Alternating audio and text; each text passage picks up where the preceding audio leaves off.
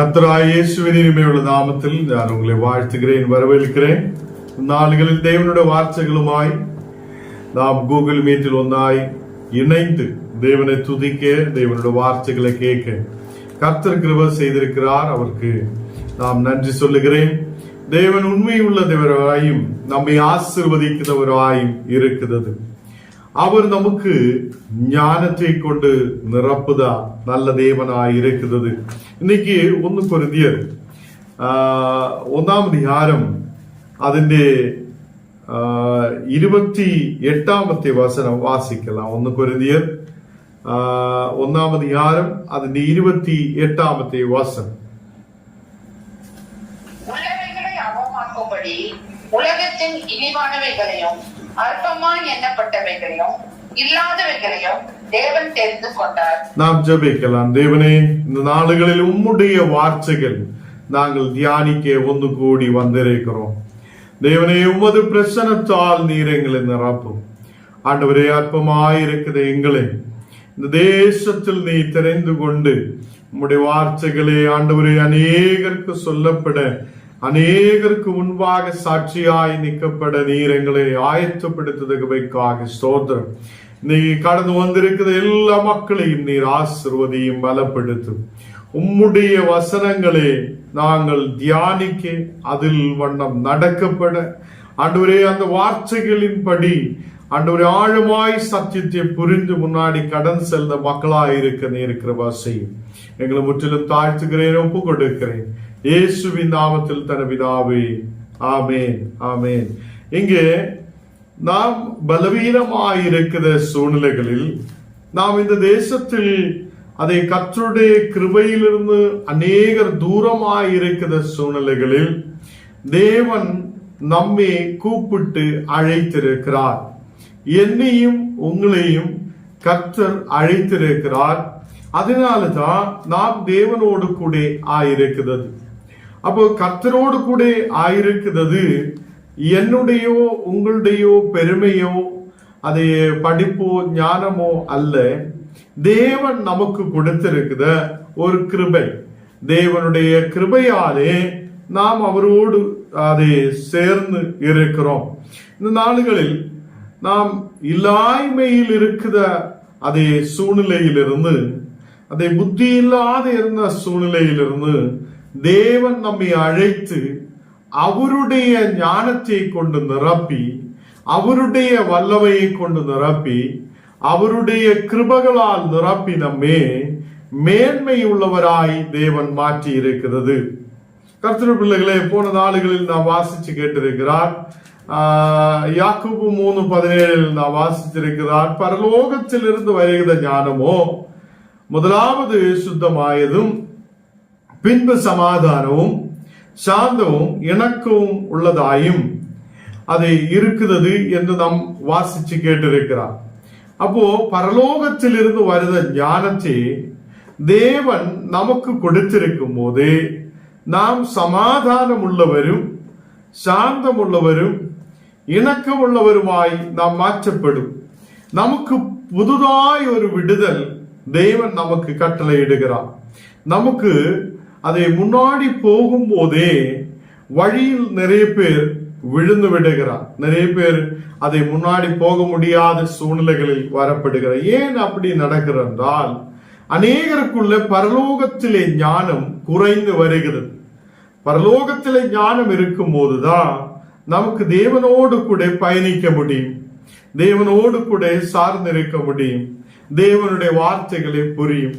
இந்த நாளுகளில் கர்த்தர் பிள்ளைகளே, நான் வாசிச்சு கேட்ட இந்த வசனம் ஒரு வட்டி கூட வாசிக்கல. 1 கொரிந்தியர் அதை 1 அதிகாரம் அதன் 28 வசனம். உள்ளவைகளை அவமாக்கும்படி உலகத்தின் இழிவானவைகளையும் அற்பமாய் எண்ணப்பட்டவைகளையும் இல்லாதவைகளையும் தேவன் தெரிந்து கொண்டார். அப்போ அற்பமாய் எண்ணப்பட்டவங்களையும் இல்லாதவைகளையும் இல்லாய்மையில் இருக்கிறவங்களையும் தேவன் என்ன செய்கிறார்? நம்மை தெரிந்து கொள்ளுகிறார். கர்த்தருடைய பிள்ளைகளே, நாம் அவரை போய் அதை தெரிந்து கொண்டது இல்லை, நாம் அவரோடு கூட போய் சேர்ந்து கொண்டது இல்லை, அவர் நம்மை தெரிந்து கொண்டிருக்கிறார். அப்போ இந்த நாளுகளில் தேவன் நம்மை தெரிந்து கொண்டிருக்கிறார். அதை அற்பமாயிருந்த நம்மை, எப்போ நிறைய பேர் சொல்லுவோம், ஆண்டவரே எனக்கு புத்தி இல்லை, எனக்கு ஞானம் இல்லை, தேவனுடைய வார்த்தை சொல்ல தெரியாது, தேவனுடைய வார்த்தைகளை எடுத்து பேச தெரியாது, இல்லைன்னா நமக்கு ஜெபிக்க தெரியாது நல்லா சொல்லி அநேகர் இருக்கலாம். பட் கர்த்தர் சொல்லுகிறார், அற்பமாய் இருக்குத உன்னை, கர்த்தரோட வார்த்தை சொல்லுது, அற்பமாய் இருக்குத உன்னை தேவன் தெரிந்து கொண்டிருக்கிறார். எதுக்கென்றால் நீ அற்பமாய் இருக்குத புத்தி, அதை யூஸ் பண்ணி தேவனுக்காக நீ கிரியை செய்ய வேண்டும், தேவனுக்காக நிற்க வேண்டும். உன்னுடைய தாரித்திரியமாய் இருக்கிற சூழ்நிலையிலும் தேவன் உன்னை தெரிந்து கொள்வது எதுக்கென்றால் நீ எந்த சூழ்நிலையும் நிற்க முடியாதவன் என்று தெரிந்துதான் தேவன் உன்னை அழைத்திருக்கிறார். கர்த்தருடைய பிள்ளைகளே, அநேகர் சொல்லும், எனக்கு பணம் இல்லையே, எனக்கு முன்னாடி போக முடியாது என்னெல்லாம் சொல்லி அநேகர் சொல்லு. நான் போன நாளுகளில் சில கிராமங்களில் கடந்து செல்லும் போது சில மக்கள் என்கிட்ட சொல்லியிருந்தேன், ஐயா பணம் நிறைய இருந்தா தான் நமக்கு ஊழியம் உடனடி செய்ய முடியும் என்று நிறைய பேர் என்கிட்ட பேசி இருக்கிறார். இந்த நாளுகளில் கர்த்தர் பிள்ளைகளே, பணம் நிறைய இருந்தாதான் ஊழியம் செய்ய முடியும் என்று இல்லை. அற்பமா இருக்குது நம்மே, ஒன்றுமே இல்லாத இருக்குது நம்மே. தேவன் அழைத்ததுக்கு காரணம் என்ன? இவன் என்றென்றைக்கும் கஷ்டமோ பிரச்சனையோ பலவீனதையோ இருக்குதென்றாலும் இவன் ஆண்டவருக்காக நிற்குவேன் என்று சொல்லி அவனுக்கு புரிந்ததா உன்னையும் என்னையும் ஆண்டவர் அழைத்திருக்கிறார். ஹல்லேலூயா. எத்தனை பேருக்கு புரிகிறார்? அநேகர் சொல்லும், பணம் பயங்கரமா இருந்தாதான் இப்ப உடனடி ஒரு சபை கட்ட முடியும். அப்படி இல்லை. தேவனுடைய கிருபை இருந்தாதான், தேவனுடைய ஞானம் இருந்தாதான் நமக்கு தேவனுடைய ஆலயத்தை கட்டி எழுப்ப முடியும், தேவனுக்காக நிற்க முடியும். அதை இந்த உலகத்திலே பணம் மட்டுமல்ல, இந்த உலகத்திலே ஞானம் அல்ல, தேவனுடைய ஞானமும் அவருடைய கிருபையும் இருக்கும் போதுதான் ஊழியத்தில் நமக்கு பெருகி வர முடியும். எதுக்கென்றால் அற்பமாயிருந்தவர்களே, ஒன்றும் இல்லாத இருந்தவங்களே தேவன் அழைத்திருக்கிறார், தெரிந்து கொண்டிருக்கிறார். அதுக்கு கீழே வசனம் வாசிக்கலாம். 29. மாம்சமான எவனும் தேவனுக்கு முன்பாக பெருமை பாராட்டாதபடிக்கு அப்படி செய்தார். பெருமை பாராட்டாதபடிக்கு தேவனுக்கு முன்பாக மாம்சமாய் இருக்கிற யாருமே பெருமை பாராட்டாதபடிக்கு அப்படி செய்திருக்கிறார். கர்த்தருடைய பிள்ளைகளே, நமக்கு பெருமை பாராட்டுறதுக்காக தேவனுக்கு முன்பாக எதுவுமே நமக்கு இல்லை. நமக்கு இந்த உலகத்தில் ஆயிருக்கும் போது இந்த உலகத்திலே செல்வங்கள் இல்லை, இந்த உலகத்திலே பெரிய ஞானம் இல்லை, இந்த உலகத்திலே ஏதோ ஒரு பொருள் நமக்கு இல்லை என்றால் கூட தேவன் என்னையும் உங்களையும் அழைத்திருக்கிறார். எதுக்கென்றால் நாம் அவருக்கு முன்பாக ஆயிருந்து இந்த மாம்சத்தில் இருக்கும் போது நாம் அவருக்கு முன்பாக பெருமை பாராட்டாதபடிக்கு தேவன் நம்மை அழைத்திருக்கிறார். எல்லா பெருமையும் நாம் அவருக்கே கொடுக்கிறவங்களாய் மாற்றப்படுகிறார். கர்த்தருடைய பிள்ளைகளே, தேவ ஞானத்தை பெற்றுக் கொண்டிருக்கிறதுனா அதை இந்த உலகத்தில் பெருமை பாராட்டுவதற்காக முன்னாடி போகக்கூடாது. ஒரே ஒருவர் தான் நாம் உயர்த்தணும், அவர்தான் இயேசு கிறிஸ்து, அவர்தான் உண்மையான தேவன். அப்போ இந்த உலகத்தில் நமக்கு பெருமை பாராட்டுவதற்காக எதுவுமே இல்லை. அதை மாம்சத்தில் ஒருவன் ஆயிருக்கும் போது இந்த மாம்சத்தில் இருந்து அவன் தன்னையே பெருமை பாராட்டி பேசக்கூடாது. அநேகர் இந்த நாடுகளில் அப்போ நாம் அநேக சபைகளில் கடந்து செல்லும் போது அங்கெல்லாம் நமக்கு பார்க்க முடியுது, மனிதனை பெருமை பாராட்டுகிறார். இதா நம்ம ஊழியக்காரன் வந்திருக்கிறார், இதா அவ்வளோ செய்திருக்கிறார், இவ்வளவு செய்திருக்கிறார்னு சொல்லி மனிதனையே உயர்த்துகிறது நாம் பார்க்கிறார். சில ஆலயங்களில் நாம் கடன் செல்லும்போ அங்கு யாரையும் உயர்த்துறது இல்லை, அங்கு தேவனை மட்டும்தான் உயர்த்துகிறார். அப்போ ஞானம் நீங்களும் நம்ம குடும்பத்திலும் நம்ம சபைகளிலும் நாம் ஆயிருக்கிற இடங்களிலும் தேவனை மட்டும்தான் எப்போதும் உயர்த்தணும். அல்லேலூயா. அப்போ தேவனை மட்டும்தான் எப்போதுமே பெருமை பாராட்டணும்.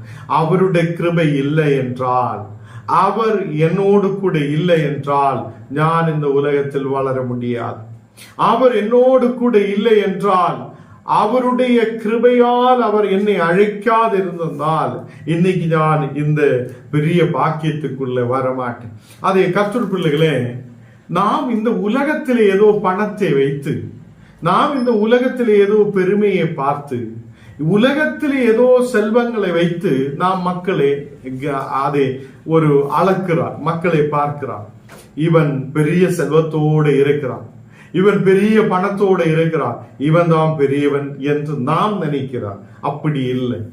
யார கூட கர்த்தருடைய ஞானம் இருக்குதோ, யார கூட தேவனுடைய வல்லமை இருக்குதோ, அவங்களுதான் இந்த உலகத்தில் பெரியவங்களாய் இருக்கிறார் என்று தேவனுடைய வார்த்தை சொல்லுகிறார்.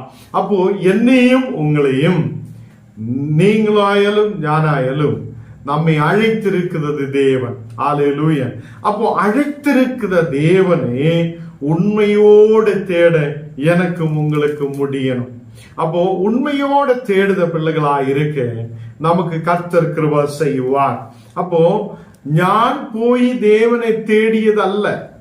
நிறைய பேர் என்ன யோசிக்கிறார், நம்ம போய் தேவனை தேடி இருக்கிறார், நம்ம போய் தேவனை ஆராதிக்கிறார். அப்படி இல்லை.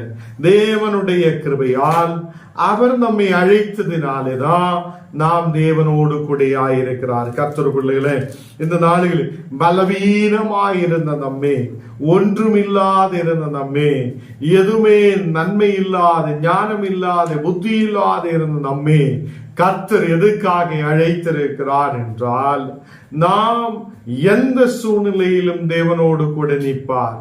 நம்மை பெருமை பாராட்ட மாட்டேன், நம்மை உயர்த்த மாட்டேன், நம்முடைய புத்தி தான் பெருசுன்னு சொல்ல மாட்டேன், நம்ம ஞானம் தான் பெருசுன்னு சொல்ல மாட்டேன். அந்த மாதிரி பெருமை பாராட்டாதபடிக்கு தேவனோடு கூட ஆயிருக்க அவர் நம்மை அழைத்திருக்கிறார். கர்த்தர் பிள்ளைகளை, இந்த நாளுகளில் அது ஒரு மாம்சத்தில் இருக்கிற பிள்ளைகளும், மாம்சக்குரிய அதை சரீரத்தோடு இருக்கிற பிள்ளைகள் இந்த நாளுகள் தேவனுக்கு முன்பாக பெருமை பாராட்டாதபடிக்கு கர்த்தர் நம்மை அழைத்திருக்கிறார். இங்கே 30வது வசனம் நாம் வாசிக்கலாம். அந்தபடி நீங்கள் அவராலே கிறிஸ்து இயேசுவுக்கு உட்பட்டிருக்கிறீர்கள். நாம் கிறிஸ்து இயேசுவுக்குள் உள்பட்டிருக்கிறார்கள். அப்ப இன்னைக்கு ஞானம் நீங்களும் கிறிஸ்து இயேசுவுக்குள் இருக்கிறார். எத்தனை பேர் நம்புகிறார்? இந்த நாடுகளில் நாம் இயேசு கிறிஸ்துவுக்குள் இருக்கிறார். அநேகர் பயப்படுகிறார், அநேகர் உலகத்தை பார்த்து பயப்படுகிறார், அநேகர் ஏதோ ஒன்றை பார்த்து பயப்பட்டு இருக்கிறார். அதே நாம் இன்னைக்கு யார கூட இருக்கிறார்? கிறிஸ்து இயேசுவுக்குள் இருக்கிறார்.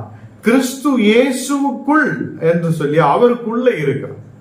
அவர் நம்மை பாதுகாக்குத தேவன், அவர் நம்மை வழி நடத்துத தேவன், அவர் நமக்கு ஞானத்தை கொடுக்குத தேவன்.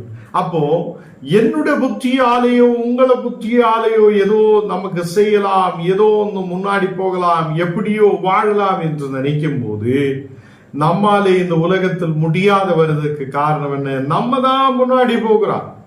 கர்த்தருடைய விருப்பம் என்ன, கர்த்தருடைய விருப்பம் என்ன, அவர் எதுக்காக என்னை அழைத்திருக்கிறார் என்று புரியாதுதான் அநேகர் இந்த நாளுகள் உலகத்தில் ஆயிருக்கிறார். கர்த்தர் பிள்ளைகளே, அவருக்குள் இருங்க, இயேசுவுக்குள் நாம் இருங்க. இந்த நாளுகளில் நாம் இயேசு கிறிஸ்துவுக்குள் இருக்கிற பிள்ளைகளாய் மாற்றப்படும் போதுதான் நமக்கு இந்த தேவனுடைய வல்லமையை பெற்றுக்கொள்ள முடியும், தேவனுடைய ஞானத்தை பெற்றுக்கொள்ள முடியும், அவருடைய அழைப்பை நமக்கு புரியும்.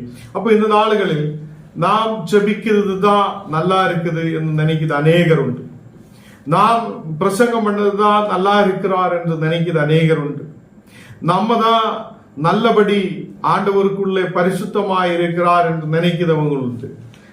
அதெல்லாம் தவறு கிடையாது. என்னால் கூட நாம் அநேகர் நமக்கு சுற்றிலும் அதை பாவத்திலும் பிரச்சனையிலும் அதை விழுந்து விட்டவங்களாய் இருக்கும் போது அவங்களுக்கு ஒரு கரத்தை கொடுத்து நம்ம உயர்த்துத பிள்ளைகளாய் நாம் மாற்றப்படும் போதுதான் அதை நிச்சயமாய் நாம் தேவனுடைய பிள்ளைகளாய் மாற்றப்படுகிறார்.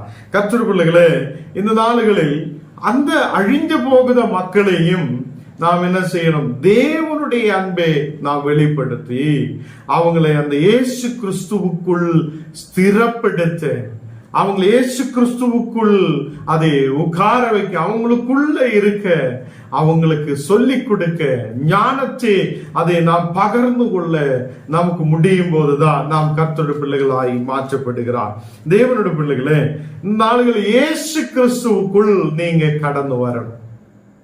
இயேசு கிறிஸ்துவுக்குள் நாம் கடந்து வரும்போதுதான் நமக்கு இந்த உலகத்தில் அதை தேவனோடு கூட பயணிக்க முடியும். அப்போ அநேகர் இந்த நாளுகளில் வேலை பார்க்கணும், காலையில் எழும்பணும், வேலைக்கு போகணும், சாயங்காலம் வரணும், தூங்கணும், இந்த மாதிரி ஒரு ரொட்டீனா ஒரு வேலைக்குள்ள அவங்க இருக்கும்போது அநேகர் இந்த நாளுகளில் ஜெபிக்க மறந்து விடுகிறார்.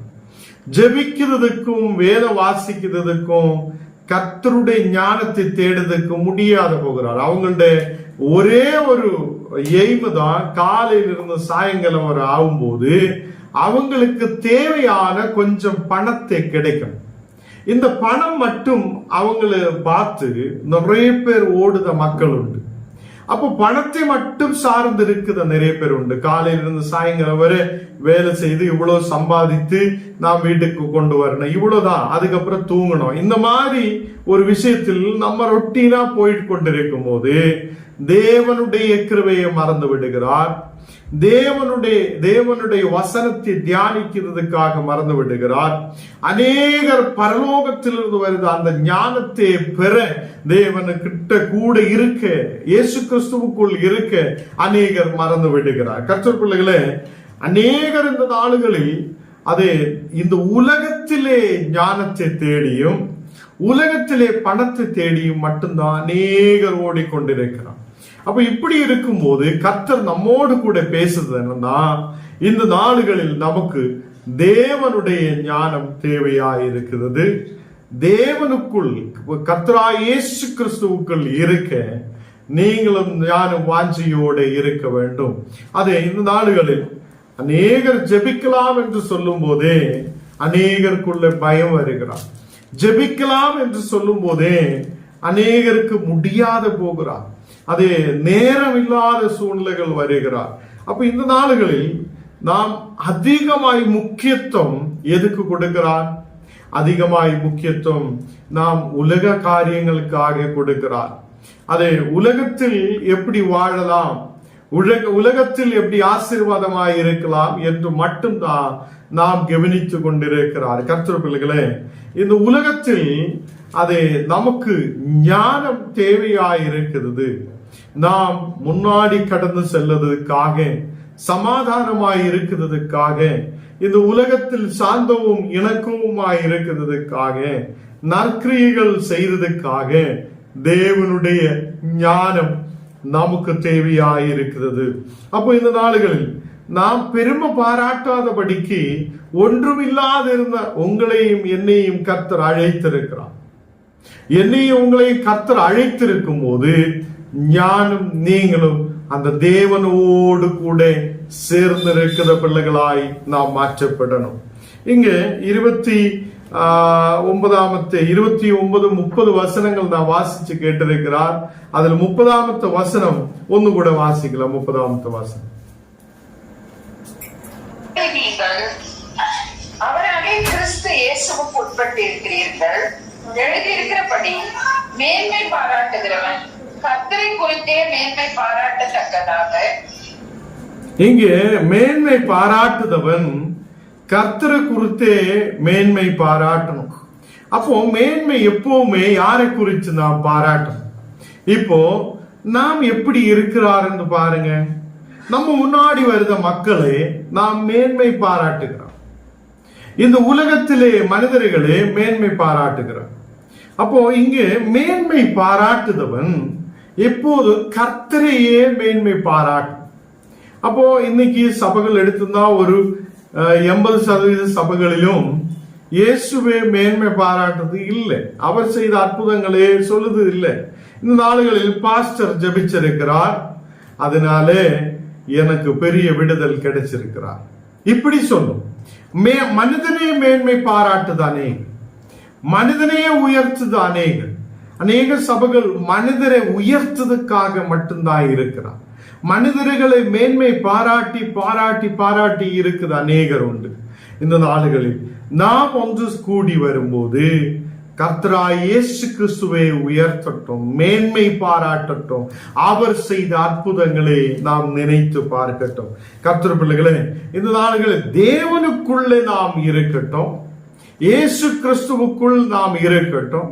அந்த இயேசு கிறிஸ்துவுக்குள் இருக்கும்போது அவர் நம்மை வழி நடத்துவார்.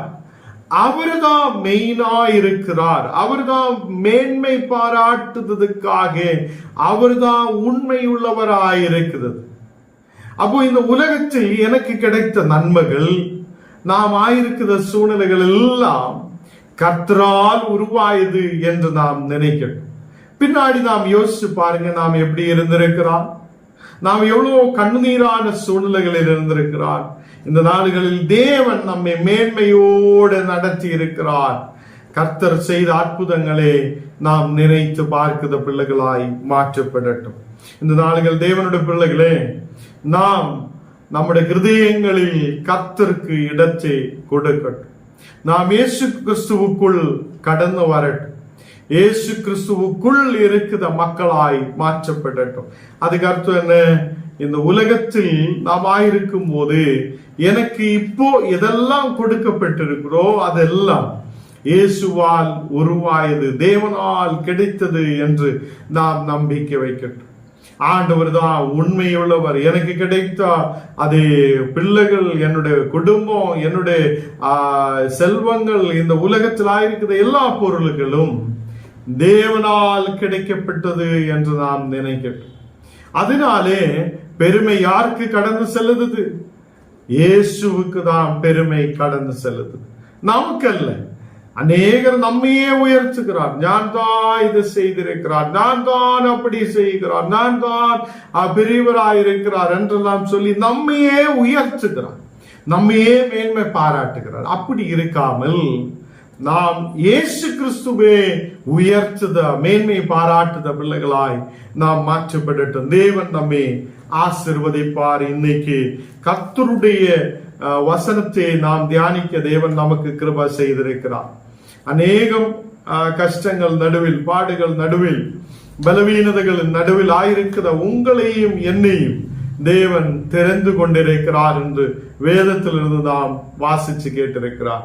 கர்த்தர் பிள்ளைகளே, எதுக்காக என்னையும் உங்களையும் கர்த்தர் அழைத்திருக்கிறார் என்று சற்று நேரம் நாம் ஜெப வேளையில் யோசித்து பார்க்கட்டும். ஆண்டவரே, என்னை இந்த உலகத்தில் எதுக்காக அழைத்திருக்கிறார், இந்த உலகத்தில் எதுக்காக என்னை வைத்திருக்கிறார் என்று கொஞ்ச நேரம் யோசித்து பார்க்கட்டும். அவர் உங்களோடு கூட பேசுவார்.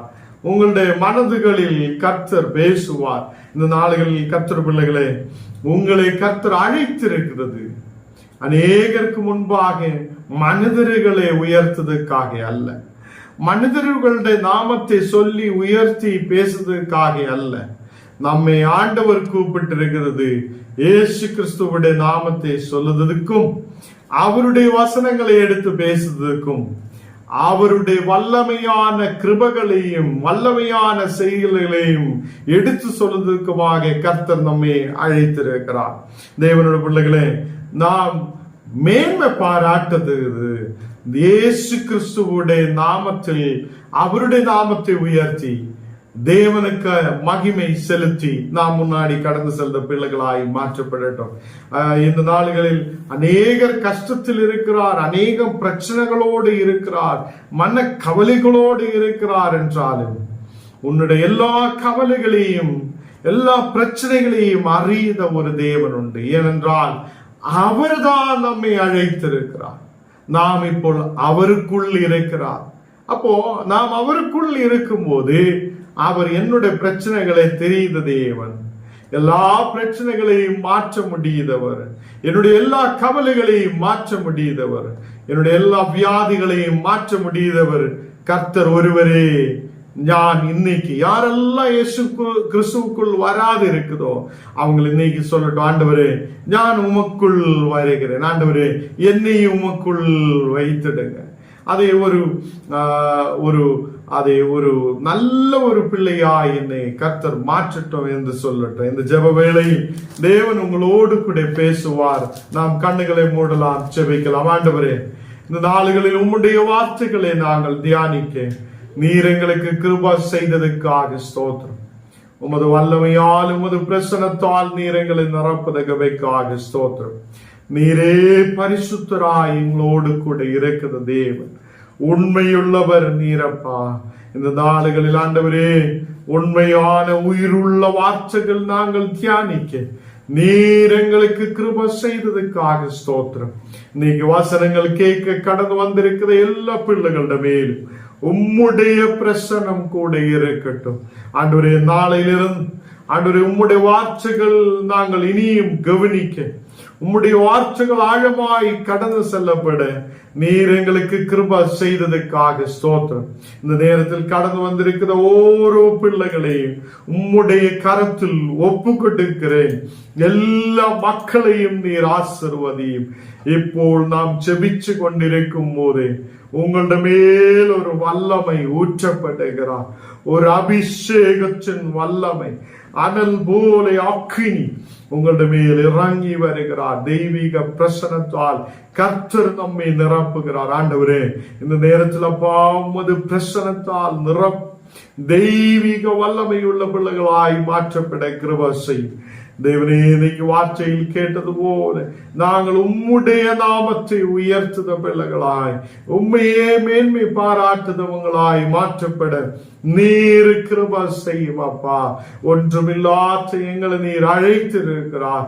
நீர் எங்களை நடத்துதவராய் கூட இரும். இன்னைக்கு யாரெல்லாம் கிறிஸ்துவுக்குள் வர விரும்புதோ அந்த மக்களுக்குள்ள தெய்வீக பிரசன்னம் இறங்கட்டும். தேவனே, நீர் அவங்களை தொடட்டும். ஒரு விடுதல் உள்ள மக்களாய் மாற்றட்டும். வியாதியோட பலவீனதையோட இருக்கிற மக்களுக்காக செபிக்கிறேன். வியாதி படுக்கைகளை நீர் மாற்று. இப்போ ஒரு வல்லமை இறங்கட்டும். தேவமே, சரீரங்கள் குணமாக்கப்படட்டும், ஆரோக்கியம் உருவாக்கப்படட்டும். கட பிரச்சனைகள் இயேசுவின் நாமத்தில் மறையப்படட்டும். ஒரு நல்ல விடுதல் உண்டாக கிருபை செய்யும். நீர் கூட இருந்து வழி நடத்தும். இயேசுவின் நாமத்தில் தன பிதாவே.